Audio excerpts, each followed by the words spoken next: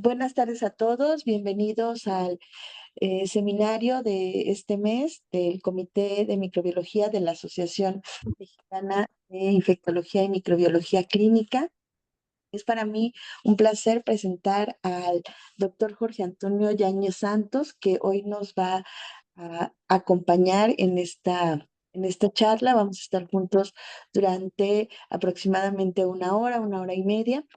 Y el tema que va a abordar el doctor es el microbioma y su relación con la obesidad y el síndrome metabólico. El doctor Jorge Antonio Yáñez Santos es director del Centro de Detección Biomolecular de la Benemérita Universidad Autónoma de Puebla. Tiene la licenciatura como médico cirujano y partero de la misma universidad. Es maestro en microbiología por la Escuela Nacional de Ciencias Biológicas y también doctor en ciencias microbiología de la misma escuela del Instituto Politécnico Nacional. Pertenece al Sistema Nacional de Investigadores nivel uno.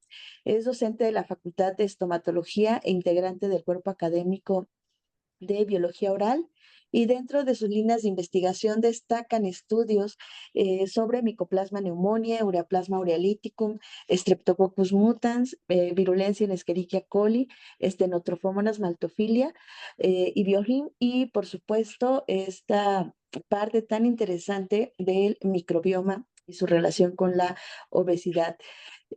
Pues, doctor, bienvenido. Lástima que en el currículum oficial no se pueda poner que es una excelente persona y me da muchísimo gusto tenerlo en nuestro seminario. Le dejo la palabra. Muchas gracias por la oportunidad, un agradecimiento a la asociación y particularmente a la doctora Ana Lindo, que gentilmente me invitó. Y en este momento vamos a hablar un poquito acerca de la relación del microbioma con la obesidad y el síndrome metabólico y algunas otras enfermedades crónico-degenerativas.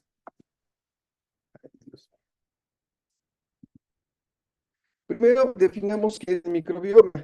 El microbioma es humano, es el conjunto de los microorganismos, y no solamente los microorganismos, sino los genes y los productos de esos genes que habitualmente se encuentran dentro de nuestro cuerpo. Se dice, hay controversia en algunos de los resultados, pero se dice que el genoma, el microbiota en los humanos particularmente es muy vasta. Se dice que por cada célula que tenemos nosotros, tenemos alrededor de 10 células bacterianas. Este número de bacterias va cambiando dependiendo si es en la nariz, en la mucosa oral, en la piel, en el tracto genitourinario, en el tracto gastrointestinal. Pero si bien estos bacterias, en términos de número de bacterias, es muy amplio, luego hay algunos estudios que dicen que son menos, pero en general nosotros tenemos un genoma que tiene alrededor de 20.000 genes. Ahora, el genoma, si juntáramos todo el genoma de las bacterias, sabemos que el genoma bacteriano es muy chido, pero diverso. Si juntáramos todos los genomas de todas nuestras bacterias, tendremos un genoma bacteriano de alrededor de 8 millones de genes. Entonces, la idea de esto de interactuar el microbioma, es decir, las bacterias y sus genes dentro del contexto de la persona, es decir, que las personas no solamente vendríamos siendo nosotros, es decir, nuestras células, sino también nuestras células bacterianas. Es decir, que nosotros formamos un ente entre nuestras células y las células bacterianas y entre nuestro genoma y el genoma bacteriano. Y esta diversidad tan grande de genes y la producción tan grande de productos microbianos, de alguna manera pudiera interactuar. Y esa es la idea del genoma. De tal manera que el microbioma humano es una fuente, es decir, los frutos de las bacterias, es una fuente de diversidad genética, un modificador de la enfermedad y un componente esencial de inmunidad. En términos de inmunidad, sabemos muy bien que la inmunidad innata no solo comprende lo que viene siendo la integridad de piel y mucosas, la fagocitosis, sino también la presencia de una microbiota nos ayuda de alguna manera no solamente a controlar las bacterias, la presencia de otras bacterias, sino que en algún momento esas interacciones pueden ser mucho más importantes de lo que hasta hace algunas décadas se pensaba. Primero vamos a ver que estas microbiota, como decíamos, no es constante. Podemos ver en algunas partes en el tracto gastrointestinal, por los colores, podemos ver que es diferente, tracto gastrointestinal, vagina o diversas partes de piel o el aparato respiratorio. Entonces, todo esto va a ir siendo un tanto cuanto diverso y complejo según el área en donde nos encontramos. Tanto, el microbioma humano es una entidad funcional que influye en el metabolismo y todas las interacciones entre medicamentos. Nosotros lo podemos, algunos estudios que se le llaman farmacogenética, es decir, se piensa que algunas personas responden diferente a algunos fármacos por su genética, pero en ocasiones, y esta es una idea que se tiene, no solamente puede ser la carga genética, sino también esta interacción entre el fármaco y el microbioma humano. Y hemos visto esta diapositiva muchísimas veces, lo que viene siendo la triada ecológica. En esta triada ecológica intervienen diversos factores que tienen que ver con factores dependientes del huésped, factores medioambientales y un factor muy importante dentro de esta variación de la triada ecológica vendría siendo los componentes de la microbiota. Por ejemplo, en el huésped tenemos la carga genética que tiene que ver, por supuesto, con las diferentes respuestas inmunes, estas a su vez con la respuesta hormonal. En tanto de los factores medioambientales tienen que ver con el estado nutricional, con el estrés y un factor muy importante que es la dieta. Pero en esta variación de la triada, se puede incluir a la microbiota. Y en este sentido, la microbiota puede funcionar como un modulador. ¿Por qué? Porque este modulador se puede, a su vez, verse afectado por diversos factores, como por ejemplo los antibióticos. Cada vez se tiene un mayor acceso desafortunadamente a los antibióticos y en ocasiones son necesarios, pero algunas veces son innecesarios. Y estos antibióticos pues no son balas mágicas y estos van a producir alteraciones en la microbiota que pueden considerarse, que vamos a hablar más adelante, lo que se llama disbiosis, es decir, alteraciones en la microbiota. Otros factores importantes que modulan la microbiota son los probióticos, es decir, la presencia de las llamadas bacterias eh, buenas para la salud, los probióticos, y los alimentos para estos probióticos que vienen siendo los prebióticos. E incluso hay algunas patologías en donde ya se da el trasplante fecal.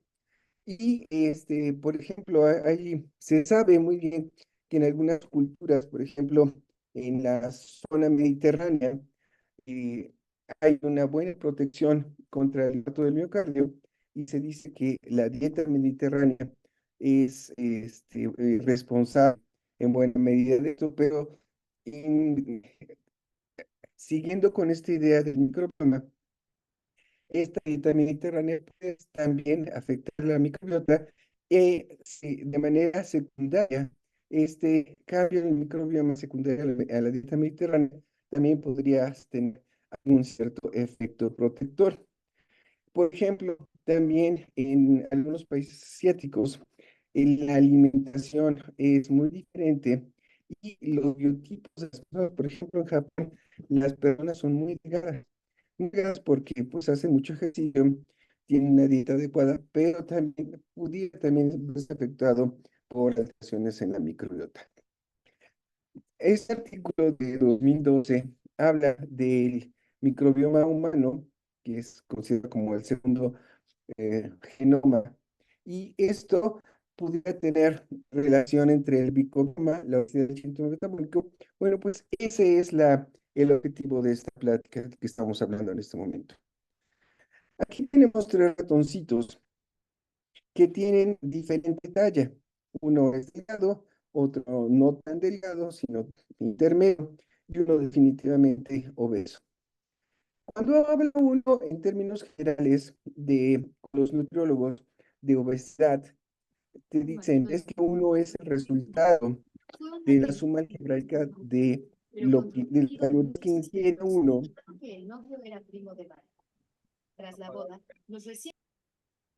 Perdón, es que es otra conversación. Doctor, Entonces, disculpe, perdón la interrupción. Es que se escucha un poco entrecortado. ¿Podría acercarse un poquito más a su micrófono? a ver, o sabe que a lo mejor es el internet. Sí, sí, tal vez pueda ser también en internet. Yo lo escucho Déjame bien al doctor. ¿Sí? Es que aquí yo lo escucho un poco con complicaciones y también aquí en el chat nos están mencionando. Pero bueno, a vamos ver, sí, muchas voy a gracias. conectar a mi celular Sí, gracias. y espero que. Mientras los invitamos a colocar sus preguntas o comentarios para el doctor en el chat y también les comento que si requieren ustedes una constancia, el enlace va a estar disponible también en el chat. A ver, ahora ya escucho mejor. A ver, me parece que sí, doctor. Muchísimas gracias. Bueno, entonces, ven los nutriólogos que uno toma algebraica de las calorías que consume, entre las calorías que consume uno y las calorías que quema uno. Es decir, si hay poca actividad y una excesiva ingesta calórica, pues el resultado no solamente es la obesidad, sino todas las complicaciones secundarias a la obesidad. Otra de estas cuestiones muy importantes nos habla de de la herencia, en el sentido de que las personas, hasta nuestra cultura popular nos dice, ¿no? El que nace gordito, pues ya difícilmente va a tener problemas. Pero bueno, esta diapositiva me gustó mucho porque aquí hay una situación muy interesante. Los tres animalitos comen el mismo alimento, entonces la diferencia en el peso no es el alimento. Y algo interesante en este tipo de ratoncitos es que los tres ratones son genéticamente idénticos. Entonces aquí se descarta la, la diferencia en dieta y las diferencias genéticas. Entonces vamos a regresar más adelante a esta diapositiva para ver cuál podría ser la diferencia entre el peso y la talla de estos tres ratoncitos. Aquí dicen, el conocimiento es poder y unos a veces somos así de conocimiento, ¿no? Nos falta mucho conocimiento para aprender algunas cuestiones de este tipo. Hay un concepto que dice, en dientes sanos no entran caries ni diabetes. Es decir, que hay algunos trabajos en los que quede claro, yo no estoy diciendo que diabetes no se dé por que no se lavan los dientes. Eso definitivamente, la diabetes sabemos que tiene una carga genética importante, pero más una carga ambiental que es la nutrición y la falta de ejercicio. Pero, ¿de dónde viene este concepto de que de alguna manera pudiera haber una relación entre esto? Este trabajo de 2005 es muy interesante porque entre los estomatólogos hay dos escuelas para tratar la enfermedad periodontal. La enfermedad periodontal no es otra cosa que la inflamación de las encías que progresa de gingivitis a enfermedad periodontal. Y esta enfermedad periodontal no solamente produce inflamación del periodonto, sino destrucción del mismo. Se va lesionando el tejido de soporte de los dientes y el daño puede ser permanente y muy agresivo porque se produce, el paciente queda edéntulo. Bueno, estas escuelas de tratar a la enfermedad periodontal consisten en las siguientes. Uno es que hacen curetajes, hacen limpieza de la encía y una vez que limpian esto, pues mejora la encía en ese sentido. La otra escuela es hacer la limpieza de la encía, el periodonto, pero junto con la limpieza del periodonto se da tratamiento. Bueno, este estudio me pareció muy interesante y espero que también les resulte interesante porque para mí fue algo muy interesante, muy especial. ¿En qué sentido? Agarraron a un grupo de pacientes con diabetes mellitus mal controlada, demostrada por los valores de hemoglobina glicosilada A1C. Entonces, dividieron en dos grupos a estos pacientes diabéticos mal controlados, que además de estar mal controlados, tenían enfermedad periodontal. Entonces, el- los dividieron en dos grupos. A un grupo le hicieron el tratamiento de solo limpieza quirúrgica del periodonto y en el segundo grupo le hicieron limpieza quirúrgica del periodonto más tratamiento con antibióticos. Y el resultado fue impresionante. ¿Sí? Hola, ¿sí me escuchan? Todo está en orden, doctor. Están Ah, todos los perfecto. micrófonos apagados, pero no sé de dónde viene esa interferencia. Disculpa. Está lloviendo muy feo aquí en Puebla. Tal vez puede ser la causa. Sí, sí, sí, es probable. Entonces, el resultado fue impresionante.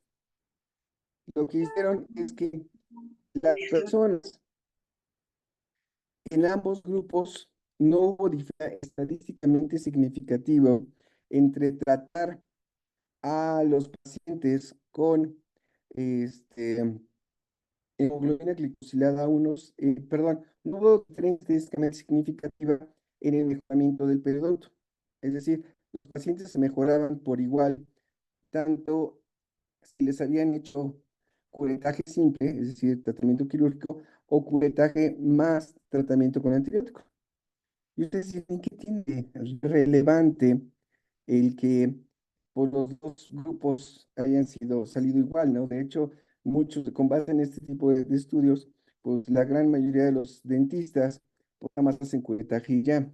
Bueno, aquí lo interesante es que los pacientes eran pacientes diabéticos mal controlados con enfermedad. En ambos casos mejoró la enfermedad periodontal. Sin embargo, en el grupo en el que solo se usó curetaje, los pacientes solo lo encía, pero en aquellos pacientes que usaron curetaje más antibióticos, no solo mejoró la encía, sino también mejoró su nivel de hemoglobina glicosilada a 1C. ¿Qué podemos entender? Que el tratamiento que estas determinan la microbiota a nivel de las encías pueden pasar componentes, lo que llamamos lipopolisacáridos. Acá tenemos el estudio, el diseño del estudio. Y aquí los valores de hemoglobina glicosilada A1C. Lo que puede ser, es decir, que las bacterias del periodonto inflamado no son las causantes de la diabetes, pero sí de complicar alguna enfermedad crónico-degenerativa como la diabetes. Y esta es la idea, la hipótesis de las enfermedades metabólicas que están asociadas por bacterias. Si uno tiene un alto consumo de grasa durante la ingesta, cambia la microflora. Ese cambio en la microflora va a producir un incremento en la permeabilidad, lo que puede llevar a un incremento en la absorción de lipopolisacárido a nivel de esta zona que es altamente vascularizada y producir una endotoxemia.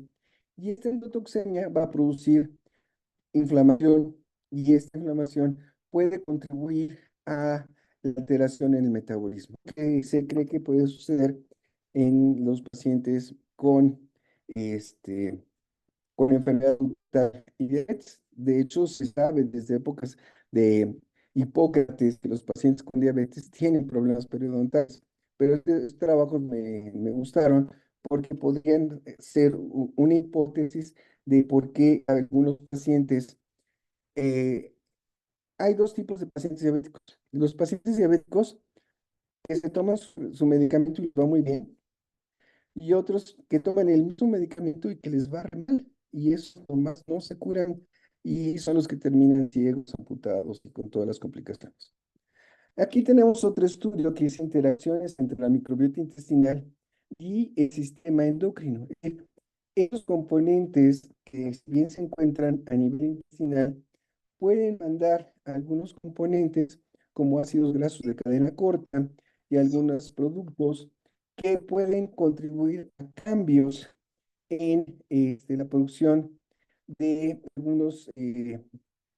algunas sustancias que intervienen como mediadores del sistema nervioso central, serotonina o GABA, y esto puede tener algunos cambios, por ejemplo, en la fertilidad, en la producción de estrógenos, lo que se llama el eje neuroendocrino inmunológico. Acá tenemos otra, de la microbiota intestinal, tiene esta producción de estos lipopolisacáridos, de estos lo que se llama ácidos grasos de cadena corta, también pueden producir estas citocinas y también cambios en algunos neurotransmisores. Aquí tenemos estas interacciones del microbioma con algunas alteraciones endocrinas que pueden ser multifuncionales, que tienen que ver con la metabolómica, la actividad microbiana, algunos efectos del huésped y, por supuesto, como estamos hablando ahorita, la microbiota. Algo interesante es que de la aproximadamente el número de especies de virus que conocemos, en realidad es muy poquito. De las 5.000 especies de virus conocidos que existen en el mundo, hemos caracterizado menos de un 4%. Es decir, a pesar de los grandes avances en virología, en microbiología, conocemos muy, muy poquito de este mundo microbiano. Entonces, nos falta mucho, mucho que aprender. Y esto se puede ver puesto de manifiesto, por ejemplo, en lo que vemos, ¿no? Las enfermedades emergentes, que no es que no existieran antes, sino no se había documentado su existencia, y las enfermedades reemergentes que continuamente están causando problemas, ¿no? Como, y nos preocupan, ¿no? Como lo que vemos de tuberculosis y enfermedades gastrointestinales, o muchas otras enfermedades como COVID que estamos sufriendo, ¿no? Ahora, otras cosas que también tienen que ver con eso puede ser la globalización y el cambio climático. Algunos investigadores piensan que el deshielo en algunas zonas puede hacer que aparezcan virus o bacterias que habían permanecido congelados, o lo que sucedió en la época de la peste bubónica, es decir, cambios en la deforestación en la Edad Media que hicieron que la gente poblara estos bosques, y los microorganismos presentes en las chinchas de las ratas pasaron a el humano y causando una enorme mortalidad en Europa. Entonces, estos cambios climáticos, pues lo estamos viendo, es muy impresionante. Por ejemplo, ahorita las lluvias, ¿no? Y antes de las lluvias, las sequías. Entonces, no vamos a hablar mucho de eso, pero es un factor importante. Y vemos que cada vez en México pues se tiende a aparecer a las enfermedades de primer mundo, pero también tenemos enfermedades muy características de nuestro esto. Entre estas enfermedades tenemos el sobrepeso y la obesidad. El sobrepeso y la obesidad se definen como la acumulación anormal o excesiva de grasa que puede poner en peligro la salud. Y desafortunadamente los mexicanos, pues ahí sí sacamos medallas. Dice, muchas poblaciones consumen en exceso calorías, lo que les comentaba, es lo que comes menos lo que consumes. Y aparentemente eso es todo, pero aquí déjenme platicar un poquito, que a lo mejor no es así como tan fácil el asunto. Entre los años 2000 y 2012, la prevalencia de la obesidad fue de 28,2 subió de 28,2 a 37,4% para las mujeres y de 18,6 a 26,9 para los hombres mexicanos. Es decir, en solo 12 años se incrementó y conforme ha pasado los años, este incremento se ha ido manteniendo. De hecho, se habla de lo que se llama la epidemia de la obesidad, para tomar así como una cuestión de incremento en número de manera muy importante. Y nosotros, los que trabajamos en enfermedades infecciosas, para nosotros epidemia es un agente microbiano, ¿no? Ya sea viral o algún otro, pero los de salud pública manejan así como epidemia de obesidad. ¿Sale? Entonces, México tiene de las tasas más altas y alarmantes de obesidad infantil en todo el mundo. Ahí sí, este, somos el primer mundo. Ay, permítanme. ¿Sale? Según un estudio llevado a cabo en el Estado de México, reveló que 1 de cada 3 niños presenta sobrepeso u obesidad. Ahora, hay algunos otros factores importantes de los efectos de la hiperalimentación. Resulta que lo que comemos actualmente no es lo mismo que comíamos hace 10,000 años.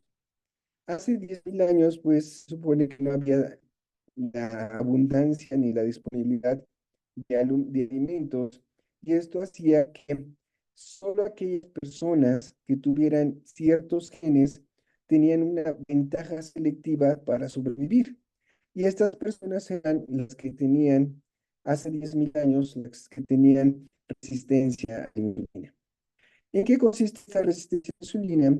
La resistencia a la insulina hace que las personas que comen cierta cantidad de alimentos y tienen la capacidad de transformar esa cantidad de alimentos en grasa, van a tener la capacidad de sobrevivir varios meses o semanas o algún periodo este, de tiempo en el cual puedan seguirse alimentando de esta grasa durante cierto tiempo, lo que hacen los osos.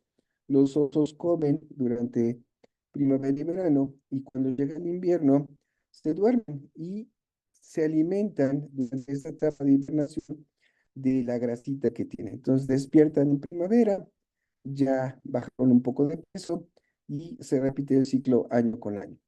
Entonces, estos genes que se llaman genes ahorradores tienen esa característica.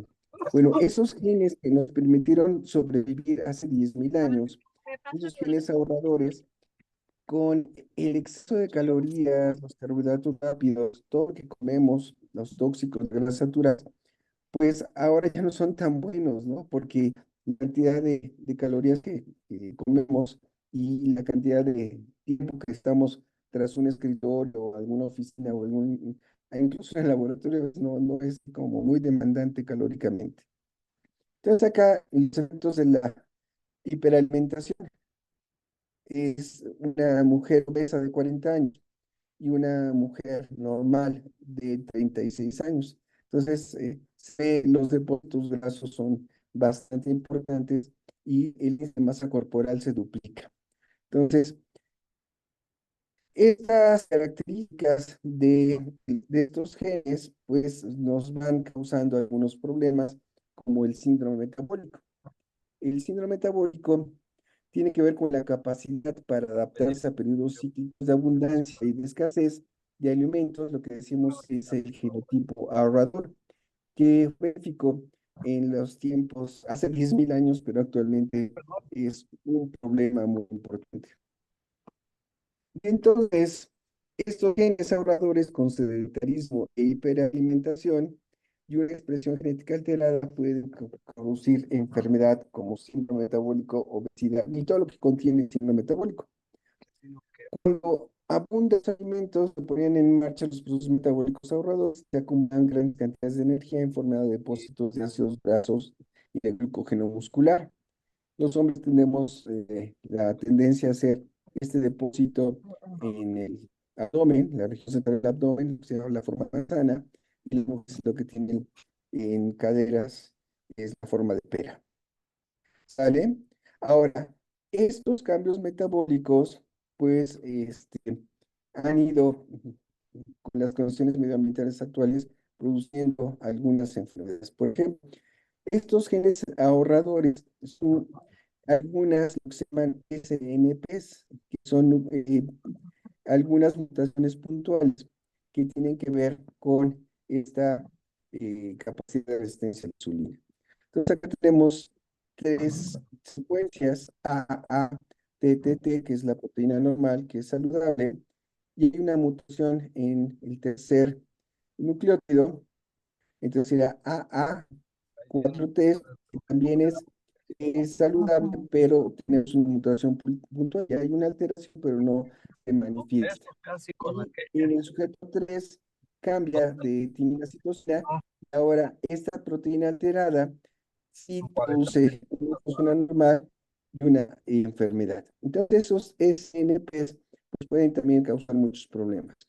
Pero si todos estos factores pueden juntarse, se puede dar lo que se llama síndrome metabólico. El síndrome metabólico consiste de resistencia a la insulina junto con hiperinsulinismo, y esta característica es lo que va a dar el resultado de por lo menos 4 o 5 factores, que va a ser obesidad abdominal, dislipidemia, diabetes mellitus tipo 2 e hipertensión. Es decir, eh, puede empezar por obesidad, puede empezar por dislipidemia, puede empezar por diabetes, pero los pacientes tienden a tener estos elementos juntos, y estos elementos juntos van a producir esta alteración multiorgánica que es bastante mala.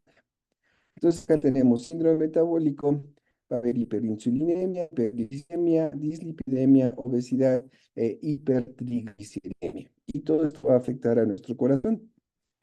Todas las llamadas enfermedades de la civilización están enlazadas por un mecanismo patológico común, que es la resistencia a la insulina y el hiperinsulinismo compensador. Y entonces aquí, ¿cuál es el problema de que alguien tenga sobrepeso, diabetes, dislipidemia, hipertensión? Pues esta hiperinsulinemia y esta resistencia a la insulina va a llevar a aterosclerosis, es decir, finalmente va a afectar nuestro corazón, y este corazón va a tener daño muy severo, y esto puede llevar incluso a infarto del miocardio. Entonces, la hiperinsulinemia se ha atribuido a la combinación de manifestaciones clínicas y bioquímicas denominadas en conjunto como síndrome metabólico. ¿Sale? Entonces, en el síndrome metabólico se dice que es importante el sedentarismo, es importante la hiperalimentación, es importante la genética, pero dentro del ambiente también podría ser muy importante el microbioma. ¿Por qué se piensa esto? Las personas que tienen síndrome metabólico tienen una gran cantidad de grasa, y esta gran cantidad de grasa va a producir algún patrón de citocinas proinflamatorias, por ejemplo, interleucina 6, factor de necrosis tumoral alfa, además de otras sustancias. Y esto es muy interesante, como qué chistoso, ¿no? Los pacientes que tienen obesidad tienen un patrón inflamatorio, como se ve en algunas enfermedades infecciosas. Y entonces decíamos el genotipo ahorrador con tabaquismo, sedentarismo, hiperalimentación, estilo de vida, va a llevar al síndrome metabólico, que es obesidad, diabetes, y dislipidemia, hipertensión y aterosclerosis, y eso va a producir enfermedad cardiovascular. Entonces aquí está la hipótesis inflamatoria y endocrina, que es el tejido graso, va a producir estos incrementos de estas interleucinas proinflamatorias, que es muy común en lo que vemos en los pacientes obesos. Vamos a regresar un poquito a lo que es el tema, que es el microbioma en enfermedades infecciosas e inflamación, esto es 2012, y aquí nos habla de lo que ya hemos hablado, que cambios en la dieta, cambios en la inflamación y alteración en algunos productos y en algunas interleucinas, que hablan de interleucina 10, interleucina 23, va a producir una disbiosis.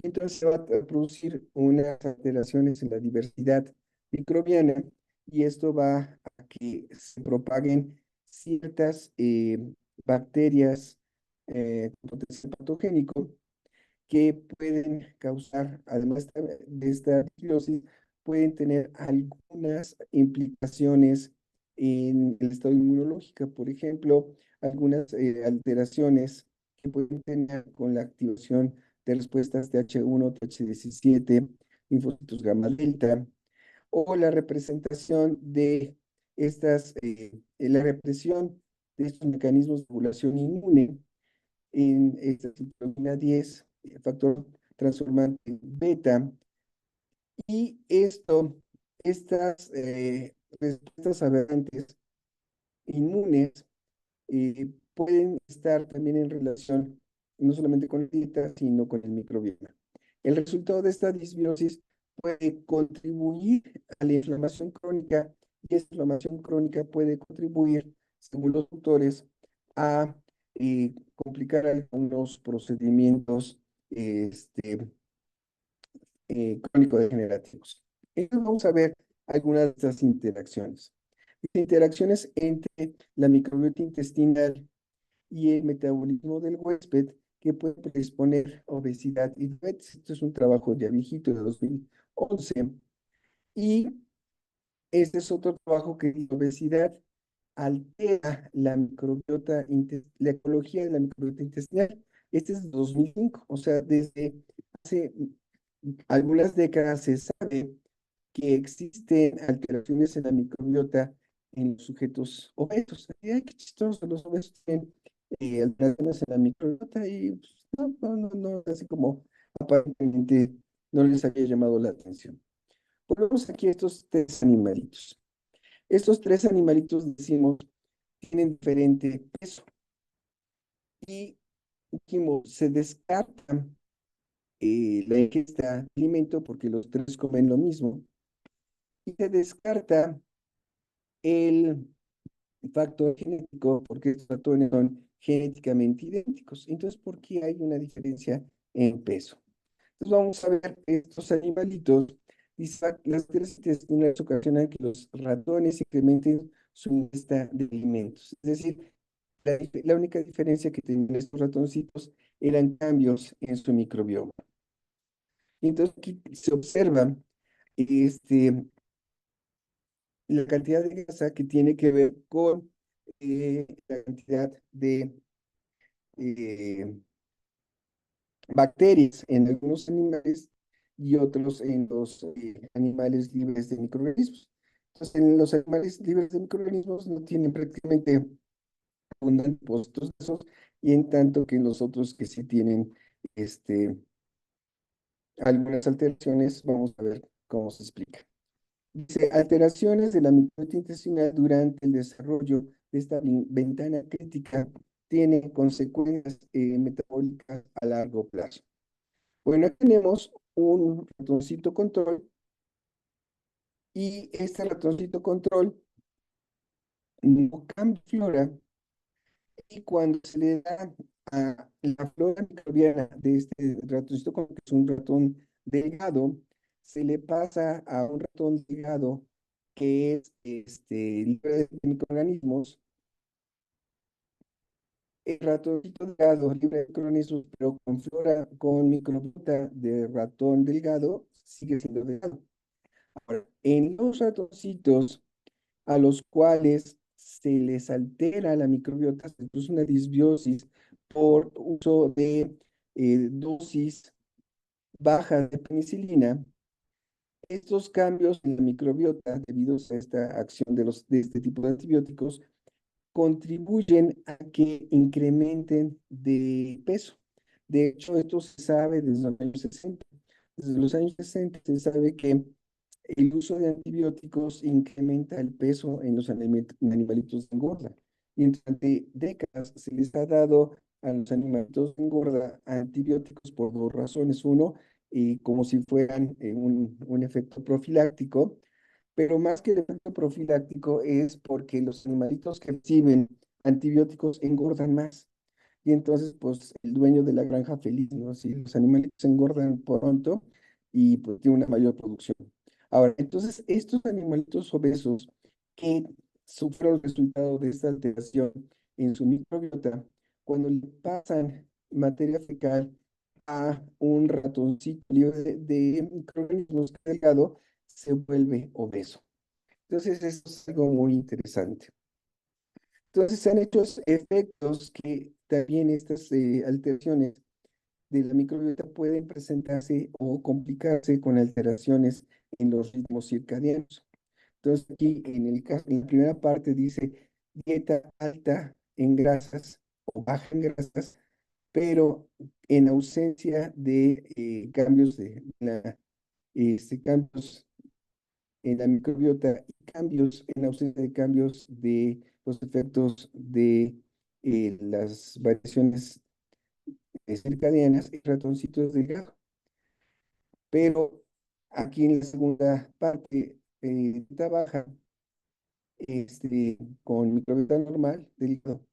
Pero aquí le dan dieta alta en grasas en el último y alteraciones de la microbiota se vuelven obesos. Entonces aquí tenemos otra diapositiva de 2012 que dice el microbioma humano en la salud y en la enfermedad. Es decir, ya se sabe desde hace mucho tiempo que las personas pueden tener estas variaciones en microbiota en diferentes estados de salud y enfermedad. Entonces, ¿cómo se ve esto? Tenemos en el grupo de los niños del inciso A, son niños de Burkina Faso, que es una región de África, donde no solo los niños son muy pobres, sino son muy, muy, muy delgados. Y vemos en el inciso B, niños de Italia.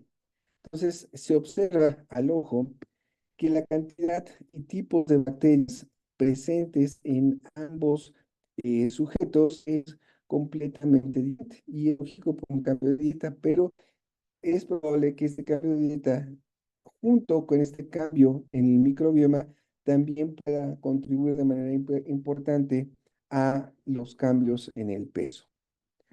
Entonces aquí dicen algunos inmunomoduladores de la respuesta inflamatoria producidas por bacterias intestinales en la producción de ácidos grasos de cadena corta. Entonces, estos pueden también producir o inducir estos ácidos grasos de cadena corta, como butirato, propionato, un estado proinflamatorio y alguna respuesta inflamatoria debida al factor necrosis tumoral, a la interleucina 1, interleucina 6, interleucina 23 y otras, interleucina 17, para producir este estado inflamatorio que puede contribuir a complicar, no a producir, a complicar algunas enfermedades crónico-degenerativas. Aquí, en este sentido, hay muchos estudios con una bacteria en particular que se llama Akkermansia mucinifila. Y aquí la diapositiva ya es un poquito más reciente, 2018, dice Akkermansia mucinifila se correlaciona inversamente con la aparición de inflamación, alteración del metabolismo del tejido adiposo y trastornos metabólicos durante la obesidad de ratones. Entonces aquí se empieza a ver que en ratones libres de patógenos con dietas altas en grasa, en animales libres de microorganismos, no les afecta en lo más mínimo el que suban de peso. Es decir, los ácidos grasos, una dieta rica de ácidos grasos sin alteraciones de la microbiota no produce alteraciones en el peso aparentemente. Pero un ratón normal que tiene cambios más de dieta de ácidos grasos y esto conlleva a cambios en su microbiota, se asocia a un ratón obeso. Y entonces también se ha visto que se puede dar lo que se llama el trasplante fecal. De hecho, ha habido ya algunas experiencias en humanos. Ustedes saben que hay una infección por Clostridium difficile y esta infección es muy grave, se llama colitis pseudomembranosa, que incluso puede poner en peligro la vida del paciente. Entonces, uno de los tratamientos de esta colitis pseudomembranosa es suspender los antibióticos y en otros es darles trasplante fecal. Bueno, resulta que había en Estados Unidos una pacientita que tenía colitis pseudomembranosa y estaba a punto de fallecer y la paciente recibe un trasplante fecal. y gracias a ese trasplante fecal, la paciente no muere. Y como resultado de eso, demanda al hospital. Entonces, ¿cómo que demandan al hospital? Si la paciente no murió, no, al contrario, debería dar las gracias. No, la paciente no demandó al hospital por que le salvaron la vida, sino demandó al hospital porque la paciente era una paciente delgada. Pero después de que le hicieron el trasplante fecal, se volvió obesa. Y entonces se fueron a juicio, hicieron los estudios pertinentes y encontraron que el donador de trasplante fecal era un sujeto obeso. Y entonces ella decía que se volvió obesa por ese trasplante fecal. Y se fueron a juicio y aparentemente ganó el juicio y el hospital le tuvo que pagar una buena lana por esa situación. Entonces, hacer trasplantes fecales no es así tan fácil como en realidad se ve. Aquí vemos el trasplante de microbiota intestinal desde donadores delgados, incrementa la sensibilidad de insulina en sujetos con síndrome metabólico.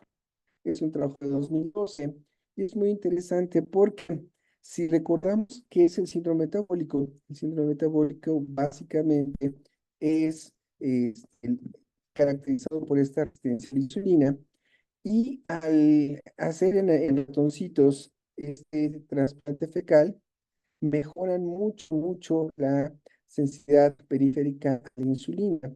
Y esto puede contribuir a alteraciones en la microbiota, pero también puede contribuir a el cambio en la microbiota. Entonces, hay muchas ideas al respecto. Ya de hecho, comercialmente se administran una enorme cantidad de probióticos de diversos tipos e incluso también se venden fórmulas con Akkermansia sola o con Akkermansia y otros probióticos. Entonces estamos en la época no solamente de los probióticos y los prebióticos, pero creo que hay mucho por estudiar todavía para entender cómo se da este tipo de situaciones.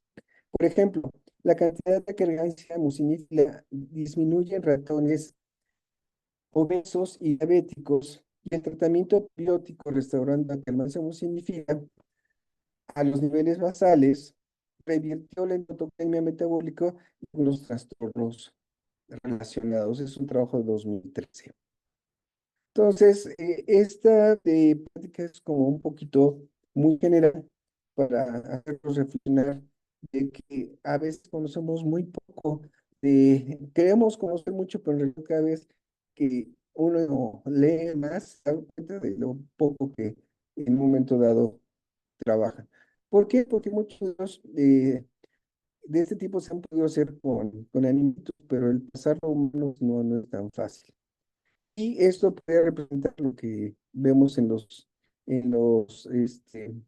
icebergs. Se supone que son montañitas de hielo en el mar, pero se supone que son enormes por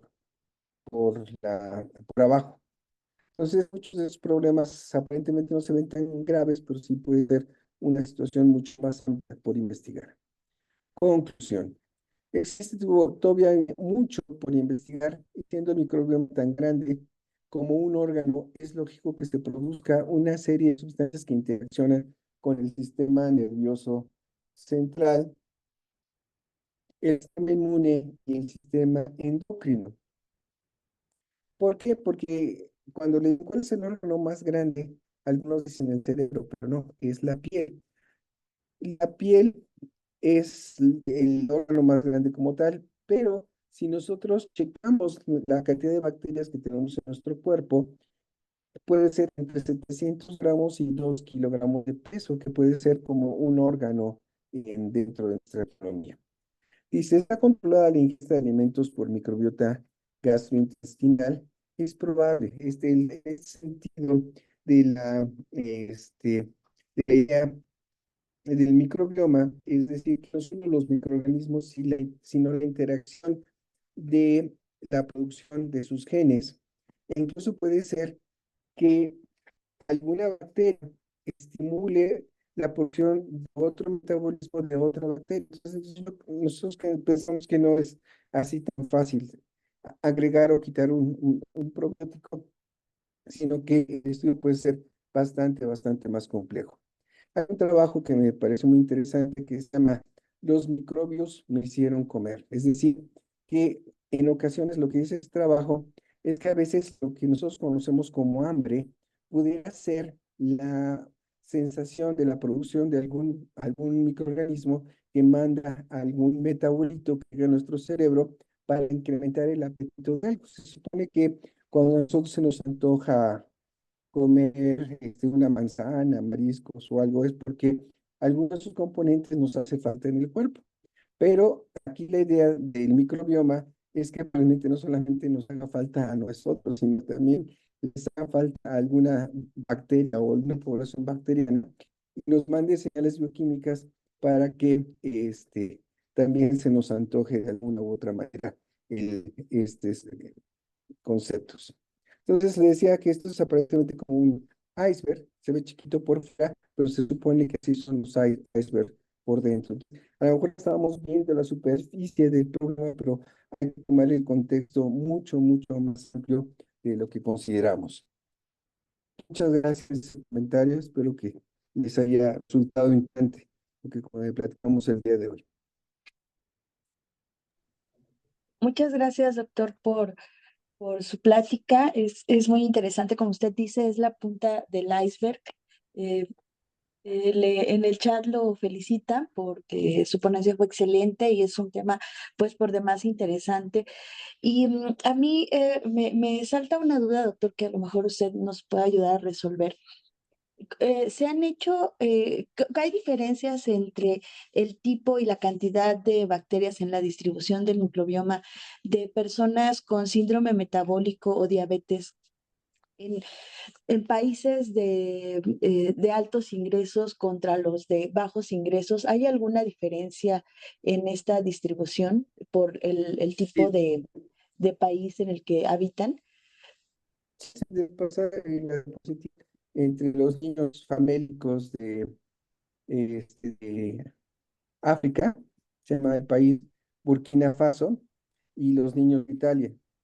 Entonces los niños de Italia no es que sean obesos, son una talla normal, pero los Burkina Faso sí son niños extremadamente delgados.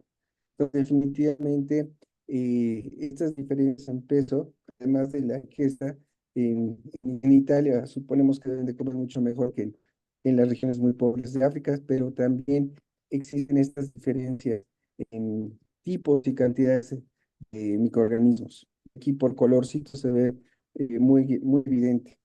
Y aparece antes el síndrome metabólico en estos grupos por esta diferencia en la distribución de las bacterias, doctor. Hay algo interesante. Hay un par de estudios de microbioma los han hecho por secuenciación masiva, pero pocas veces se han hecho con cultivos. Eh, que hemos trabajado, aunque sea muy elementalmente, con Escherichia coli, lo conocemos muy bien. Cuando hablamos de un Escherichia coli, estamos hablando de un género y una especie. No es un tipo de bacteria, es un género y una especie, y en términos de humanos equivaldría a Homo sapiens. Homo sapiens es un género y una especie, pero incluye 9.000 millones de individuos diferentes. En Escherichia coli, además de las no patogénicas, tenemos enteropatógena, enteroinvasiva, enteroagregativa y todas las otras variantes. Y aquí lo que me resulta interesante es que no solamente puede ser un tipo bacteriano. O sea, aquí hay unos trabajos que hablan de Akkermansia, pero a lo mejor no es Akkermansia como tal, sino puede ser ciertos tipos o ciertas cepas de Akkermansia. Entonces, lo que a mí me resultaría interesante es no solamente buscar Akkermansia por secuenciación masiva, sino buscar Akkermansias por grupo, aislarlas, caracterizarlas y ver si existen diferencias en cepa y algunas de estas variaciones entre algunas Akkermansias o algunas otras bacterias probióticas, como lactobacilos o algunas de estas situaciones pudieran ser interesantes. Entonces, por eso me refería a que estamos viendo un pedacito, el pedacito que nos permite ver la secuenciación masiva. Pero aún nosotros no tenemos esta capacidad de diferenciar a nivel de cepas y de algunas características en particular.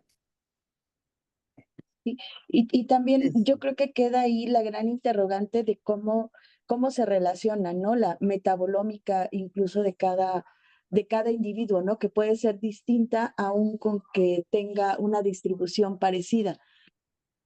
Exacto. Y yo creo que es más, eso, yo pienso que deben de ser los estudios que vamos a estar leyendo en un futuro, ¿no? Sobre la metabolómica, ¿no? O las relaciones entre estos microorganismos, ¿no?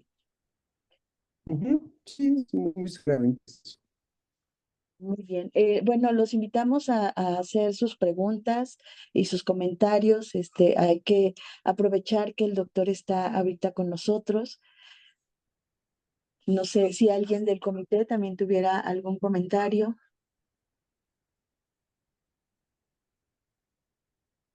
La doctora Echaniz. Sí, buenas tardes, doctor Yáñez, muchísimas felicidades por su ponencia. Yo también la disfruté muchísimo.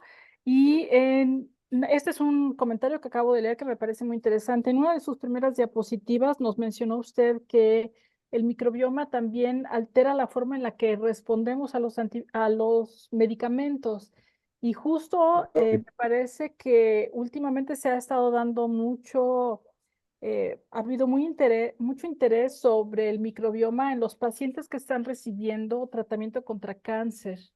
Entonces parece, y particularmente contra cáncer de próstata, parece que un microbioma sano, un buen microbioma, ayuda o mejora el tratamiento que dan a algunos de los pacientes que padecen esta enfermedad. Entonces me parece nada más un comentario porque usted lo mencionó en una de sus diapositivas y me parece muy importante. Este tema es como maravilloso, ¿no? Pero pues lo Es felicito correcto. por su ponencia. Muchas gracias. Sí, porque a lo mejor el microbioma es uno más importante, no solamente en lo que ingerimos, ¿no? Sino las respuestas al fármaco. Y es la idea en los pacientes con diabetes. Eso podría Claro, explicar por qué a algunos pacientes les va muy bien con el tratamiento y a algunos pacientes diabéticos les va muy mal. Y así los es. que les va muy mal terminan con todas las complicaciones, amputados, con insuficiencia renal crónica. Entonces, esto podría ayudar infinitamente no solamente a los pacientes con cáncer, sino a algunos otros que llenan y acaban los recursos de enfermedades crónico-degenerativas en nuestro país y en muchos otros países. Muchas Hay, gracias. hay un- Gracias. hay una pregunta en el chat, doctor. Si usted Sí, aconseja el consumo de probióticos y prebióticos en pacientes con sobrepeso o en qué momento pueden darlos. una visión una reduccionista. Yo creo que aquí no solamente es una bala mágica, ¿no? Es decir, tengo sobrepeso, me he hecho este, probióticos, sino en realidad el tratamiento, si uno quiere mejorar la salud, es integral, es decir, empezar por lo básico, ¿no? Si tengo unos diabetes mellitus mal controlado, aparte o hipertensión, y el tratamiento inicial de la hipertensión arterial no es farmacológico, es dieta, es ejercicio. Y desafortunadamente los médicos nos saltamos a partir de una vez a fármaco, ¿no?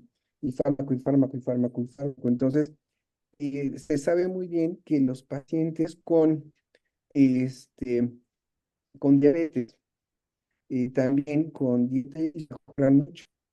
Entonces, es muy probable que por el ejercicio también involucre cambios en la microbiota. O sea, no es solo dar probióticos o probióticos, sino empezar por el principio, ¿no? Mejorar. Por ahí tengo una diapositiva con unos tenis, que los tenis son el mejor factor que puedes contribuir a mejorar tu salud, ¿no? Entonces, a veces los médicos y hay muchas profesiones de salud estamos tan metidos en nuestro trabajo que sabemos que tenemos que hacer dieta, pero no tenemos tiempo para ir a comer o a hacer ejercicio. Y pues no todos tenemos la fortaleza mental y física de ponernos a las 4 de la mañana para entrenar una hora, porque pues no nos da, ¿no? Que estar entrenando de 4 a 5 de la madrugada, ¿no? Porque pues nos cansamos. Entonces sí es importante los probióticos, pero los probióticos serían primero dieta, luego ejercicio y tratar de tener una vida sana que evite, por ejemplo, muchas cosas. Se sabe que, por ejemplo, la ingesta de estas bebidas que a veces llega a ser muy ricas y altamente adictivas, por ejemplo, incrementa de manera significativa la resistencia a la insulina. Es decir, que nosotros le bajemos al consumo de estas bebidas refrescantes de color negro, pueden hacer que cambie la resistencia a la insulina. ¿Por qué cambia la resistencia a la insulina? Porque cambia la microbiota. Entonces hay muchos factores que estudiar para ver de qué manera pueden interactuar todos para mejorar. Entonces, no nada más es tomar probióticos y ya, sino hacerlo de manera integral. Y en la medida que nos intentamos cómo hacer esto integral, será algo muy beneficioso para muchas personas. Gracias, doctor. También comentan si se ha estudiado el microbioma de personas veganas y si existe relación con la obesidad. Pues, las personas veganas generalmente no son eh, curiosamente no son con sobrepeso, pero se sabe que algunas personas veganas extremas tienen problemas de salud importantes. ¿Por qué? Pues puede ser por la deficiencia de ácido fólico o de algunas otras deficiencias en vitaminas que solo se encuentran, por ejemplo, el hierro no está abundantemente presente en los vegetales, está más abundante en las carnes rojas, pero sí se sabe que algunas personas ganas extremas no solamente no tienen una salud tan buena como esperaríamos, y que no solamente es explicable por estas deficiencias, porque se pueden cubrir fácilmente con algún suplemento. Sin embargo, algunas de estas personas también llegan a morir de algunas penas. Por ejemplo, cuando uno ve a una persona con este, hipercolesterolemia familiar, es decir, que tiene niveles super altos de colesterol en sangre por cuestiones genéticas, uno esperaría que el fenotipo de esas personas es que si tienen colesterol hasta el cielo, pues que sean gorditas, ¿no? Y característicamente, las personas que tienen hipercolesterolemia familiar no solamente son delgadas, sino muy delgadas. Y entonces resulta que una persona muy delgada se infarta y dice, pues, ¿de dónde, no? O sea, la persona tenía 180 kilos de peso y pues, se infarta, pues es normal. Pero en una persona muy delgada, así como que explicar un infarto antes de los 50 años, pues no es tan fácil. Incluso hay algo que le llaman algunas cuestiones que no van. Por ejemplo, si usted tiene dos personas de 60 años, una delgada y una obesa,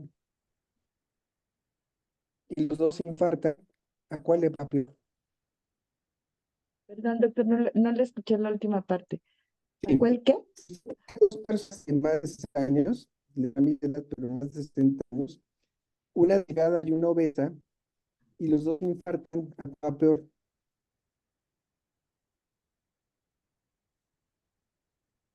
Perdón, ¿alguien lo escucha con claridad al doctor? Es que justo la última parte, doctor, es la que no lo escucho. No sé, tal Se vez pierde. alguien, Bueno, es un alguien, concepto de medicina que se llama la paradoja de la obesidad.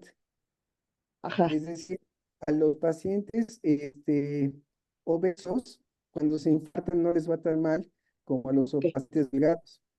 ya, ok. Y entonces, bueno, ¿por qué? Entonces, por el nuevo cardiólogo que me dice, no, es que la paradoja de la obesidad no existe, porque si el cardiólogo cuando ve un obeso, pues le acecha todos los kilos porque piensa que se va a poner peor, y no. Entonces, hay muchas cuestiones interesantes que hay todavía por estudiar en algunos campos de la medicina. Afortunadamente, no se sabe todo. Sí, sí, ya le escuché y le entendí, doctor. Muchas gracias. Déjame ver si hay otra pregunta aquí en el.